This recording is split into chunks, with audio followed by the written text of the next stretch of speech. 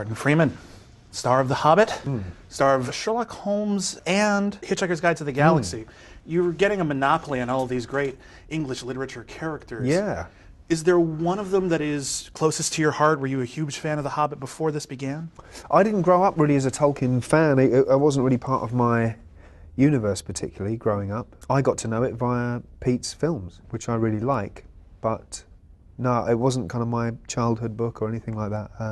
So I got to know it as a grown-up. When they sent you the script for The Hobbit, because they knew it was going to be more than one movie at the time, was it one giant script, or did they send it to you in individual pieces? No, they sent the first script. They're not overly forthcoming with the script, you know what I mean? They're certainly not going to send it before you want to ask for it. So, and that, of course, as an actor, is however much you're really excited by the fact that they want you to do this part, every decision I make is based on a script, right? Yeah. And not out of flattery. So you don't want to end up being flattered into a job and then you read it and go, oh, yeah, but, you know. The thing is, he's got pedigree. He's certainly got pedigree in this world. He knows this world, as far as a filmmaker is concerned, better than anybody else in the world. So I knew it would be good, basically. You know, I knew it would be good. And then I got the script and it was good. But we didn't get the second script until, you know, way into shooting. Because they like to work on it and work on it. There's no way they're going to show you anything. I mean, like most writers, actually. They don't want to, show you their baby until they're really, really happy with it. And they're no exception. When they shifted into 3 movies, was the ending of the original the same as the one we saw in theaters, or was that different? No, it wasn't. No. Do you know what? I actually can't remember what it was, but I know it was. Was it before or after that? It was after. Was it in Mirkwood? The ending visual was the same. Smaug's eye opening, it was the same, and it was. I loved that ending. I loved that just as a visual thing. Yeah. But no, it actually, but more had happened up to that point. Yeah. Benedict Cumberbatch is playing Smaug. Who? I know him. I know. Were you? Did they ask you? Because you were cast first, right? You better believe it. Yeah. Did they say like, do you want to get out of his shadow? Do you want to get him? Do you want him in the movie? If you think I'm in that motherfucker's shadow, then you don't know anything about. Yeah. He just seems tall. Yeah, he's on a box. Yeah, he'll be in a fucking box by the time.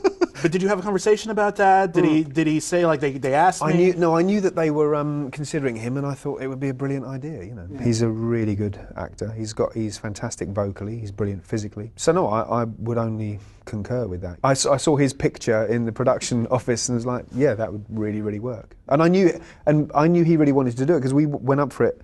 We both went on tape for The Hobbit at the same time while we were shooting the first series of Sherlock.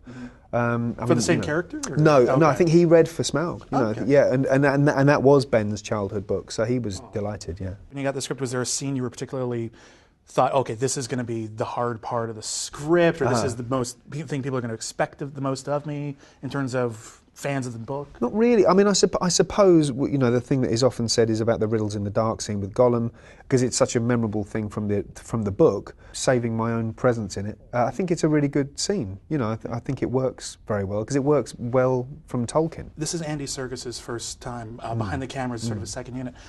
Tell me about maybe a scene that he directed that maybe the fans would be interested in knowing, like, what's he like as a director, and something that maybe he... Well, he's very, obviously, because his background is the same job as I do, that he's very simpatico to that, and he wants to make a good environment for you to do your best work. So, you trust him.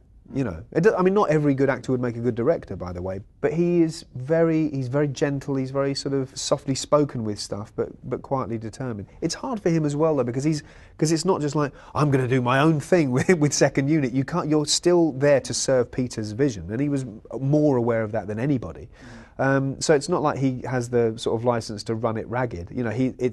But he's an artist in every sense. He's a great musician.